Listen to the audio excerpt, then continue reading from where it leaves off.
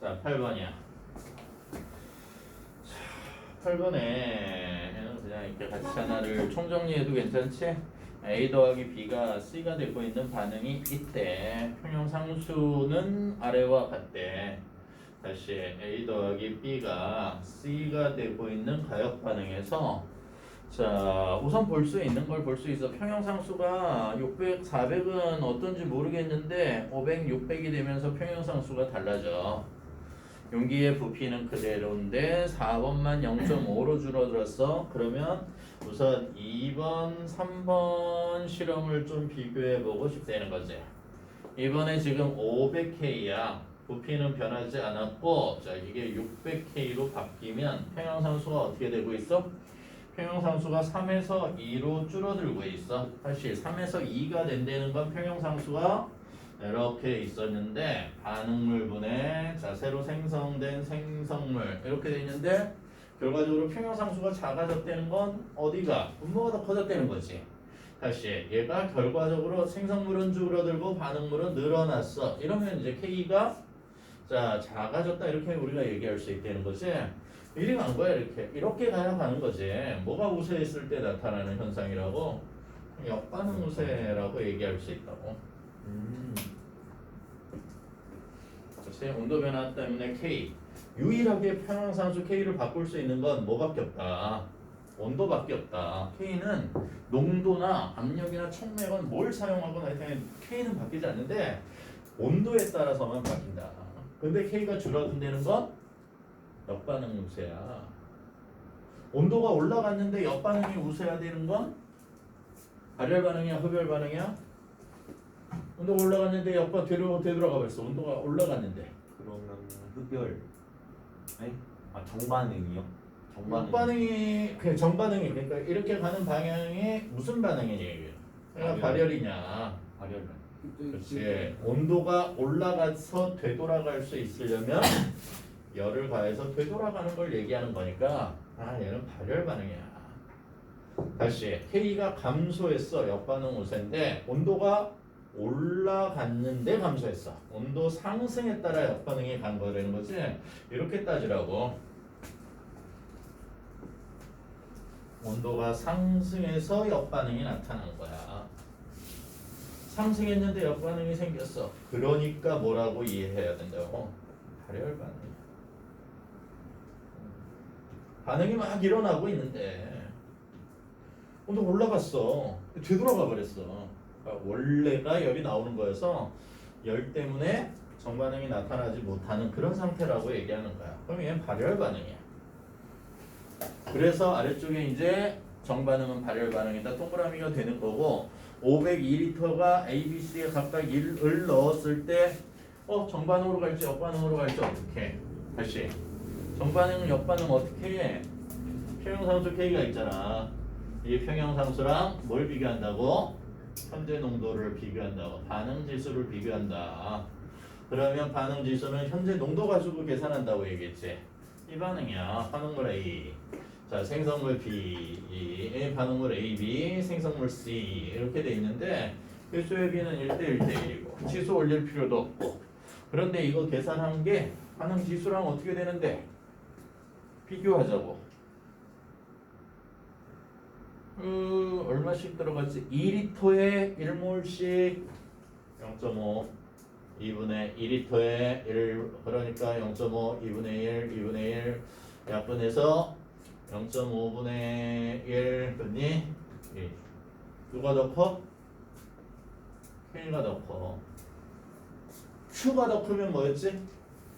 Q가 크면 이렇게 적어놨지. 역반응이요. 맞니? 기억나니? Q가 더 크면 역반응. Q가 더 크면 역반응. 그런데 Q가 더 작으니까 정반응으로 오겠지. Q가 더 크면 왜 역반응이야? Q가 더 크려면 현재 농도가 얘가 더 커야 되잖아. 생성물이 더 많은 거지. 자, 맞니 이게? 생성물이 뭐냐? 역반응이 더 커요. 현재 농도에서 생성물이 더 많아.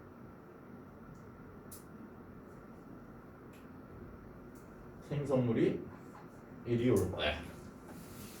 그래서 역반응 우세야. 이렇게 설명했었지. 정반응 우세겠지. 역반응 우세. 반응지수 비교하라고. 그래서 정반응적으로 반응이 진행된다. 맞는 설명으로 볼까요? 현재 농도가 나와 있으면 항상 반응지수 평형상수랑 계산된 결과를 비교한다. 자, 해서 2번 동그라미 3번에 600K에 2리터에 다시 600K 2리터의 용기에 속에 A, B, C를 각각 1몰씩 넣었을 때 똑같은 문제지. 그 대신 K를 뭘 써야 돼? 600K짜리를 사용하겠지. 평형상수 2 같네요. 같잖아. 그러면 정반응이 역반응이야? 아니 정반응이랑 역반응 우세가 아니지. 평형. 정반응과 역반응이 평형 상태로 똑같은 속도로 일어나고 있다고 얘기해야 돼. 어느 쪽으로 진행된다가 아니라 한쪽이 우세한 게 아니라 정반응 속도와 역반응 속도가 같은 평형 상태라고 아예 딱 찍어서 얘기해야 돼. 자, K는 그러면 어떻게 될 거야? 4번에 실험 1에서 평형 상수는 실험 2에서의 평형 상수보다 온도가 더 낮아졌잖아. 그렇지? 온도가 더 낮아졌지? 용기의 부피는 똑같고 그러면 평형 상수는 크다야 작다야? 크다가 맞겠지. 5번에 실험 4에서 평형 상수는 실험 4에서의 평형 상수는 3과 온도가 같으면 온도가 같지 않는 한 다른 게 아무리 바뀌어도 온도 변화가 없으면 평형 상수는 변하지 않는다고. 그러니까 계산하고 말고도 없이 그냥 600에서 평형 상수가 2였으면 실험 4의 600K에서도 평형 상수는 똑같이 2여야 된다고. 평형 상수는 온도에만 영향을 받는 변수값이라고 기억하자고. 작다 크다 얘기하지 말고 그냥 600이라고 하면 돼. 2라고 하면 되겠지. 똑같이. 그래서 잘못된 설명이 된다. 넘어갈까? 그러면 이제 자, 다음 과제였던 자 86쪽. 자 86쪽 3평형자리인데 여기 개념 문제는 이 파트에서 굉장히 쉽게 나와 있는데 실제 문제들은 그렇게 쉬운 내용은 아니야. 대부분. 자, 어쨌건 1번은 고체, 기체, 액체. 1번 고체, 2번 기체, 3번 액체, 2번의 액화. 압력을 높이면 자 액화할 수도 있다. 3번의 1번은 1번부터 AT 곡선, BT 곡선, CT 곡선. 다시 AT, BT, 그 다음에 CT. 추운 겨울에 수도관이 어는 건 응고. 맞니? 응고. 고체, 액체 사이의 변화 찾는 거지. 높은 산에 발을 지으면 쌀이 설 익는다.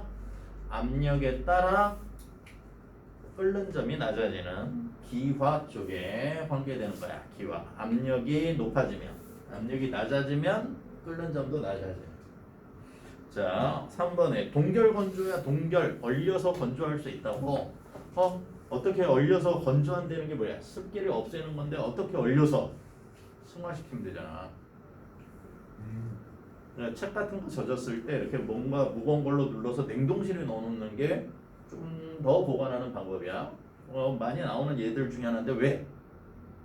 녹아서 이렇게 가지고 있는 종이가 우그러드는, 구겨지는 그런 현상들을 눌러서 가만히 놔두면 얘가 물이 되지 않는 상태로 어떻게 곧장 수증기로 바뀌어서 나간다고. 냉동실이니까 물이 생길 수는 없고 걔가 지속적으로 수증기가 되어서 빠져나가기 때문에 승화 현상을 이용해서 말리는 것, 그걸 동결 건조를 한다고. 동결 건조는 굉장히 많이 쓰여. 꿀팁인 것 같아요. 굉장히 많이 쓰여. 특히 커피 같은 건 그러니까 말리는 것 중에 이렇게 자연 건조시켜서 밖에다 말리는 것들은 문제가 있는 것 중에 하나가 굉장히 시간이 오래 걸린다는 거지. 인력, 노동력이 많이 소요돼. 왜냐면 바깥쪽에 널어 말려야 되는데 그러면 계속해서 사람이 비가 오면 다시 걷어야 되고 추워지기 저녁 시간에 다시 걷었다 널었다 하는 그 노동력이 많이 사용되어지는 거야. 그런데 제일 문제는 가열하는 과정에서 무언가 변형이 생기는 경우들이 되게 많아. 그 커피는 향이 날라가. 커피를 향 때문에 마시는 사람들이 되게 많은데 비네가 마셔보면 되게 쓰잖아. 그걸 좋다고 계속 마시잖아 하루 종일. 그래서 커피를 굉장히 좋아하는데 이렇게 뭐 마실 때 되게 쓸 때 많은데 그래도 좋다고 마시잖아. 안 쓰겠니? 향으로. 이 향이 좋아서 이렇게 향 때문에 마시는 분들이 너무 많은데 어쨌건 그런 것들은 향 때문에 마신다는 사람이 있을 정도로 향을 중요시하는 건데 가열하면 날아가 버린단 말이야 향이. 그렇게 건조시킬 수 없다고. 그러니까 되게 굉장히 많이 사용되어지는 것 중에 하나가 동결 건조다. 알아두자고. 내가 지금 답을 풀다 말고 설명을 하고 있으면 안 되는데 4번의 기억 디귿. 자 5번에 동그라미 XXX 4번까지 했다 동그라미 XXX 그리고 나머지 다 동그라미. 맞았다. 5번부터 끝까지 다 동그라미라. 5, 6, 7, 8 다 동그라미.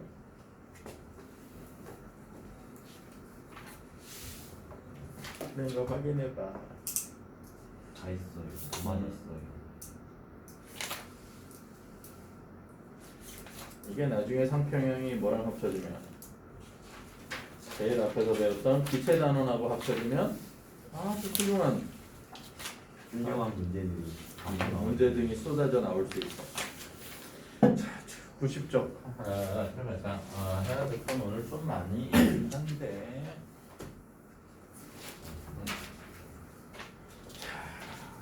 전전주에 우리 봤던 강산 약산 있지. 강산 약산 있잖아. 왜냐면 산연기를 우리가 이제 할 때 산연기 평형이라고 나오고 제일 먼저 뭐가 나와? 아래쪽에 소문항 1번에 산과 연기의 세기라고 나오잖아. 그치? 그 세기를 구별할 거라고. 구별하는데 우리가 선생님들이 이렇게 많이 얘기하는 것 중에 기억하자 그러면 기억하자는 게 결국엔 뭐야? 외워가지고 있자 이런 거겠지. 막말로 그냥 니네 빨리 외워 암기해 뭐 이런 뜻하고 같겠지. 기억하고 있자는 게 다음에 물어보면 대답해줘 뭐 이런 거 정도 될 거 아니야. 그러면 그 중에 우리가 이렇게 네 칸을 나누면 앞에서 얘기를 안 했어도 여기다 강산 약산 이런 걸 적지 않아도 니네가 여기서 불러야 될 게 있을 거라는 거지. 자, HNO3. HCl부터 하자. HNO3 그렇지? 물에 잘 녹고 물에 녹은 걸 염산이라 해. 얘는 열과 빛에 의해서 분해가 되고 갈색병에 보관하는 특징을 가지고 있어. 뭐 이런 정도. 그 다음에 H2SO4 진한 묽은 이렇게 있어서 진한에는 자 탈수작용 같은 것도 일으키고 건조 재료도 쓰이고 묽은 점성이 강하면서 농도가 너무 진해서 산성 검사가 되지 않아. 산성이 나타나지 않는다. 이렇게 책에서 표현했다. 얘를 물 켜서 사용할 때 다량의 열이 나와서 다량의 용해열이 나오기 때문에 이거 조심해야 돼. 그리고 우리가 일반적으로 쓰는 건 묽은 황산이야. 뭐 이런 정도까지 얘기해주면 좋겠다. 아세트산 맞지? COH. 그 다음에 탄산 H2CO3인데 얘는 비금속 산화물이 녹아있는 상태야. 탄산은 이산화탄소가 녹아있는 거야.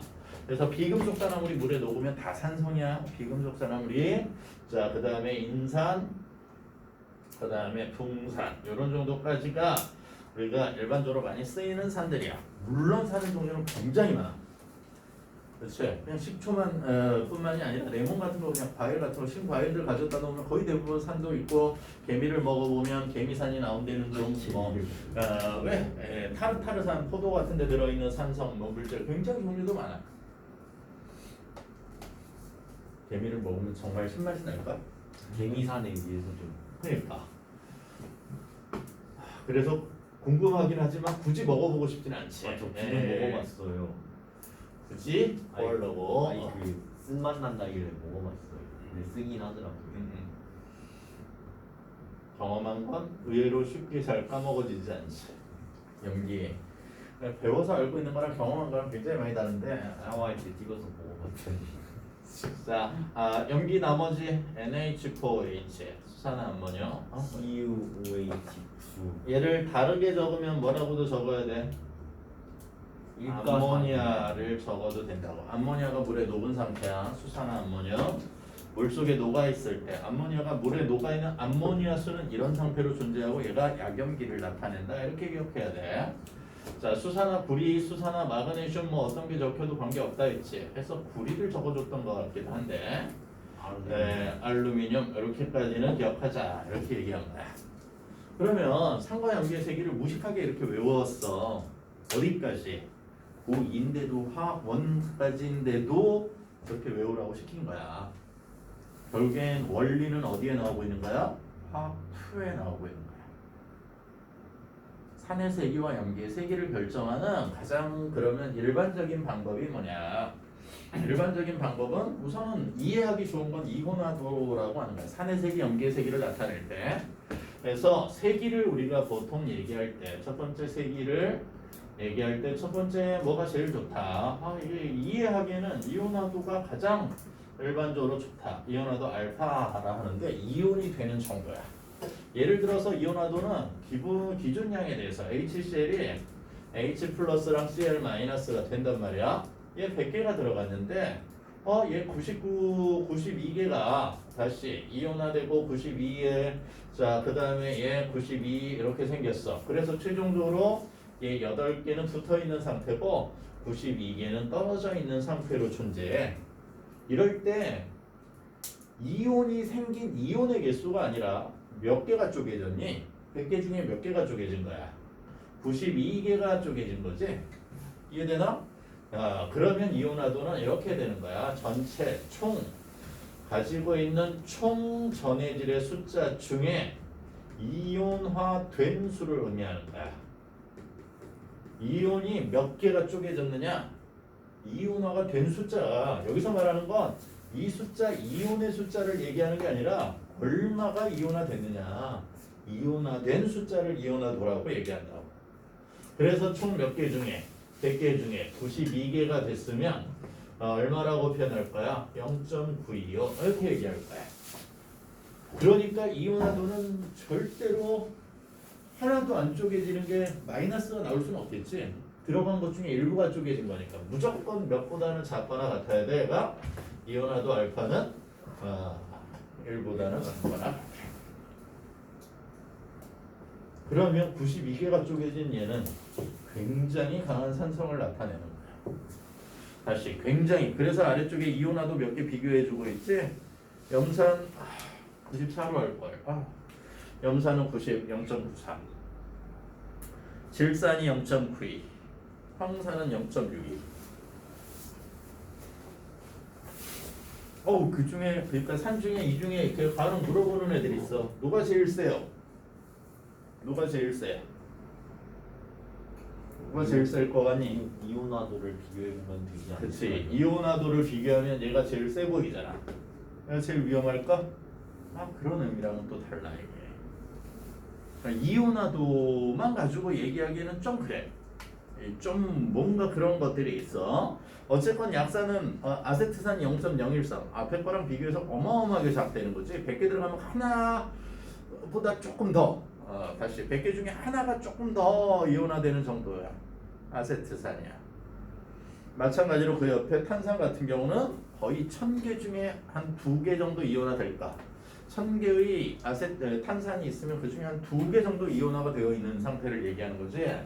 이온화도는 전체 중에 일부 이온화된 개수의 비율을 이온화도라고 하고 산과 염기의 세기를 사용할 때 우리 서로 이해하기 굉장히 좋을 만한 어떤 내용이다.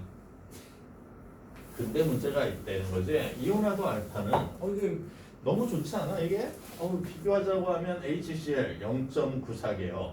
100개 중에 94개가 이온화 물속에 들어가면 이온화되어 있을 거라는 거잖아. 94개의 이온화가 진행됐을 거라고 얘기할 수 있다고. 그런데 탄산, 아세트산은 얘는 0.013 이렇게 나왔어. 1000개 중에 13개야.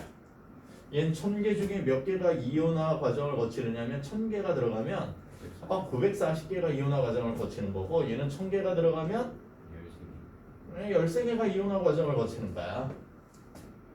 얘는 겁나 강한 산이고 약한 산. 이거 딱 비교 너무 좋잖아.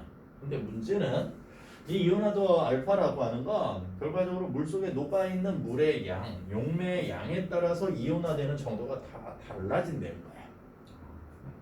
기준값에 따라 비례하는 것도 아니고 다시 물의 양이 많아지면 물의 양에 따라 이게 거기 나와 있는 오스트말트의 희석률이라고 하는 건데 찾아볼래?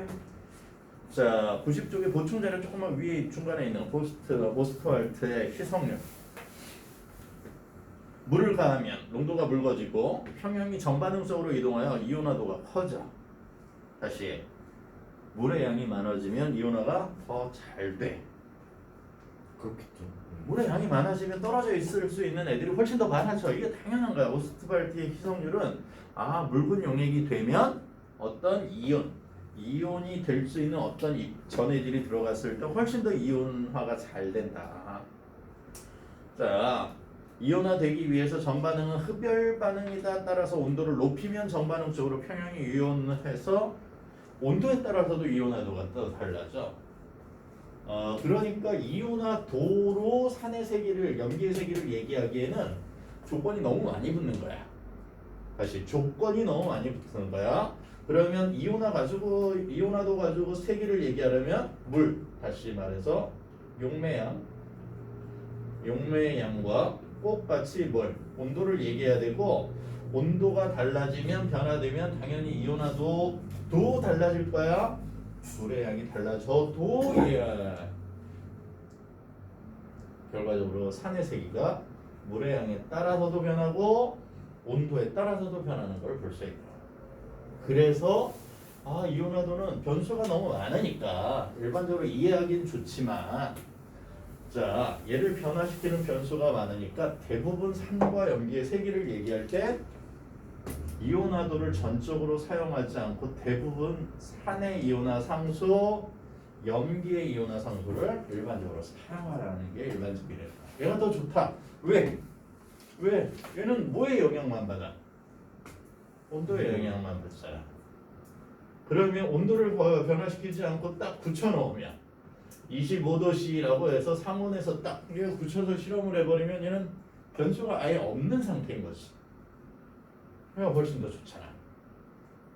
다시 얘를 뭐라고 할 거야? 산의 이온화 상수라 얘기할 거고, 얘를 염기의 이온화 상수 이렇게 얘기할 거야. 앞으로 A가 적히면 산인 거고 B가 적히면 염기야. 베이스 이렇게 얘기하는데 산과 염기의 이온화 상수야. 그러면 앞으로 산과 염기의 이온화 상수 가지고 쟤를 더 적극적으로 활용할 거야. 자, 그런데 두 가지가 어떻게 연결되어서 쓰이는지도 좀 알아두자고. 그 전에 오른쪽 염기세기 비교한 거, 이온화도 가지고 비교한 거 보고 지나가자. 수산화나트륨 얼마야? 0.91이야. 수산화칼륨 역시 0.91이야. 얘네들은 정말 비슷한 점이 많지. 그치? 성질도 똑같이 조회성 뭐 이런 거 얘기했단 말이야. 이산화탄소랑 잘 반응해. 이런 성질도 얘기했고. 수산화 바륨 강염기이지 0.77 정도의 이온화도를 가지고 있다. 약염기 중에 하나가 적혀 있는 거야. 암모니아 적혀 있는데 수산화 암모늄과 같은 거라는 거 이해해놓고 0.013. 아세트산하고도 거의 비슷하네. 이온화도로 치면. 자, 그 밑에 예제 볼까? 예제를 표세수로 만들 수 있을까? 세 줄 0.1몰 HA 수용액에서 산 HA가 0.01이래. 표로 만들 수 있니 이거? 산 HA가 두 가지를 적어줄게. H 플러스와 A 마이너스 이렇게 적어도 되고, 짝산짝염기 개념으로 HA가 물 속에서 H를 던져주고 자기는 A 마이너스가 되면서 H3O 플러스 A 마이너스가 되는, 둘 다 똑같은 반응이야.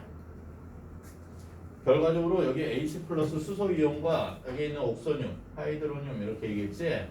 얘네 둘은 같은 거야. 이렇게 생각해도 된다고. 얘는 짝산짝염기 개념. 으로 설명할 때고 그냥 얘는 아레니우스에 물속에 들어가서 이온화된 거 설명할 때 얘기하는 거야. 세 줄을 하자는 거야. 자, 얘 가지고 있는 이온화도 가지고 세 줄을 만들 수 있다는 거지. 무조건 처음에 주어진 농도만 알고 있다고 하면 얼마 넣었어? 0.1몰 농도 이렇게 들어갔어. 근데 여기에 이온화도 알파가 얼마래? 0.01. 결과적으로 얘는 100분의 1만 이온화할 거야 이런 뜻이겠지. 결과적으로 처리하는 이온화도 알파를 어떻게 처리할 거냐 이렇게 처리할 거야. 다시 0.1 곱하기 이온화도 알파 0.1 마이너스 0.1 알파 여기에 대 곱하기 100분의 1 이런 뜻이겠지. 왜? 0.01이라는 건 100개 중에 한 개만 이온화 될 거라는 거잖아. 0.1 알파야. 그러면 새로 생기는 애들은 떨어진 것만큼 양쪽에 생길 거 아니야. 플러스 0.1 알파 여기 플러스 0.1 알파 얘들 여기 얘 떨어지면 얘 생기고 얘 생기는 거 아니야. 그래서 0.1 마이너스 0.1 알파 얘는 뭐고 플러스 0.1 알파 플러스 0.1 알파 이렇게 처리되는 거야.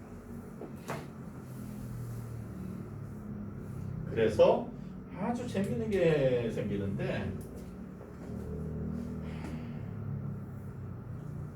꼭 알아둬야 돼. 어떤 물질이 얘가 초기 농도를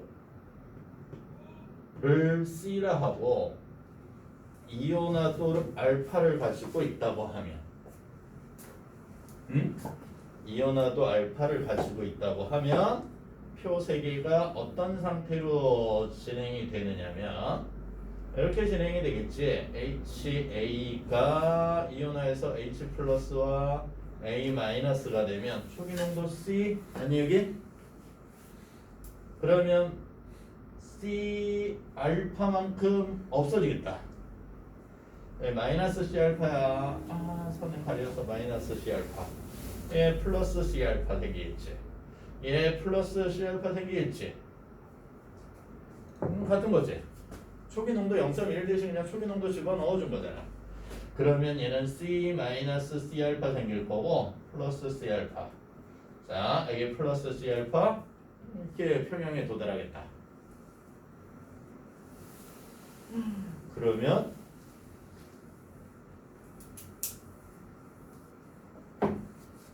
이 중에 KA는 이렇게 적어도 될까? HA의 농도 분의 H 플러스의 농도 A 마이너스의 농도의 곱인데 평형상수 산에 다시 그냥 얘 K는 평형상수야. 평형상수인데 그러면 반응물 그다음에 여기 생성물 그치 앞에 계속 다 1이니까 뭐 지수 올라갈 것도 없고 여기 이 반응에서 H2는 얘는 AQ고 얘 AQ고 이온들은 다 AQ고 리퀴드 얘는 순수한 액체 L이야. 순수한 액체는 평형상수식에 포함시키지 않는다 했잖아.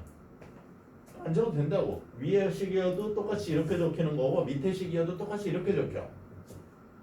그러면 이렇게 해도 될까? KA는 농도가 얼마였어? 평형에 도달하는 C로 공통인수로 묶어서 1-알파 위는 C알파 곱하기 역시 C알파 C 하나 없어도 되지. 그러면 1-알파분의 뭐다? C 알파 제곱이다. 저걸 외워야 되는데.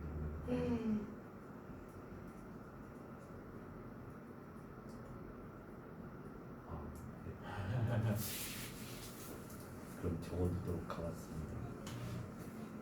그런데 굉장히 중요하다. 얘가 굉장히 중요한데 실제로 얘를 외우라고 하지는 않을 거야. 이렇게 나오는구나. 그런데 얘가 강산이면 얘가 약산이면 특히 얘가 약산이면 아까 거의 아세트산 같으면 0.013 이렇게 나왔단 말이야. 1000개 중에 13개 이렇게 나왔단 말이야. 약산이면 이건 나중에 이제 일반 합칙으로 가면 5% 룰이라고 하는데 5%보다 작으면 전체 계산 결과에 크게 영향을 끼치지 않는다. 크게 영향을 끼치지 않는다. 거의 나중에 1로 알파가 너무 작으면 어느 정도로 작으면 5%면 얼마 정도 되는 거야? 100개 중에 5개 정도 얘기하는 거잖아. 0.05보다 더 작으면 이게 일반 합칙에 나오는 5% 룰이야. 그거 정도의 약산. 근데 뭐 아까 얘는 0.013 뭐 이게 아세트산 우리가 쓰는 교재에 쓰는 산들의 크기란 말이야. 이런 약산이 더 작으면 빼도 거의 몇으로 봐도 된다고. 1로 봐도 된다고. 결과적으로 최종적으로 어떻게 쓰고 싶다는 거야? 이렇게 쓰고 싶다는 거야. KA는 뭐랑 같다? 약산의 경우 C 알파 제곱이요. 이렇게 써버리고 말 거라는 거야. 외워서 나중에 쓸 건 얘를 쓸 거야. 약산이 있대요. 약산을. 그 얘긴 강산의 계산법과 약산의 계산법이 완전히 다르다고 하는 거야. 그러니까 강산, 약산을 구별하지 못하면 뭘 쓸까 구별할 수 없다는 거야. 그러니까 어떤 식을 써야 되는지 사용할 수 없다는 거야.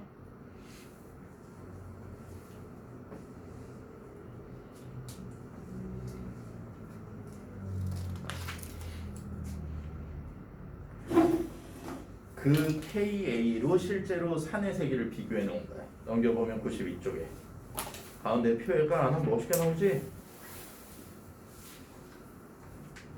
찾아볼래? 니네가 선생님의 강산으로 외우라 했던 염산, 황산, 질산 보다 더 심한 애들이 책에 있다는 거지. 그치? 염산, 황산, 질산보다 KA로 비교했을 때 더 과감한 애들이 있지. 과염소산, 브로미나 수소, 아이오디나 수소 이런 애들이 훨씬 더 강한 산성을 띈다. 이렇게 쓴 거, 이렇게 큰 건 어떻게 써요? 안 써 거의.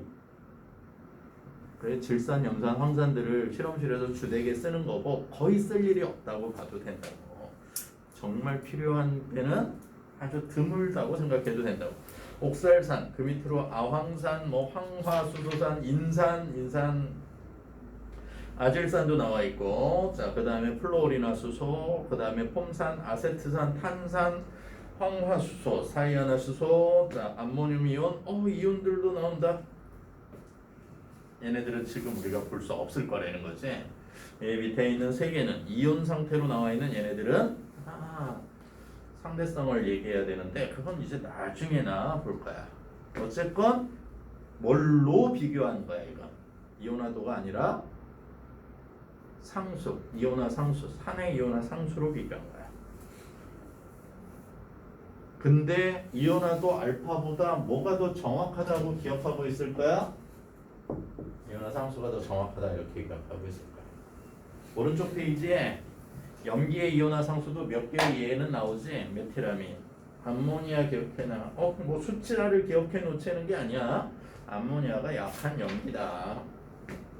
그리고 거기에 있는 처음 들어보는 애들 하이드라진이라든가 아래쪽에 파라딘이라든가 그 다음에 그 밑에 아닐린 뭐 이런 다양한 종류의 염기가 있을 수 있다. 근데 그 반응이 나와 있으면 뭐만 보면 된다. 그쪽에 얘가 산의 염기야. 그쪽에 이온화되는 과정에서 OH-가 생겼으니까 다 염기야. 그렇지? 그러니까 처음 보는 것도 염기인지 산인지 구별하고 산의 이온화 상수야, 염기의 이온화 상수야. 염기면 KB가 나와 있을 거고 산이면 KA가 나와 있어. 그걸 해석하는 거지. 거기 있는 걸 다 외워서 쓰는 건 아니다. 이해될까?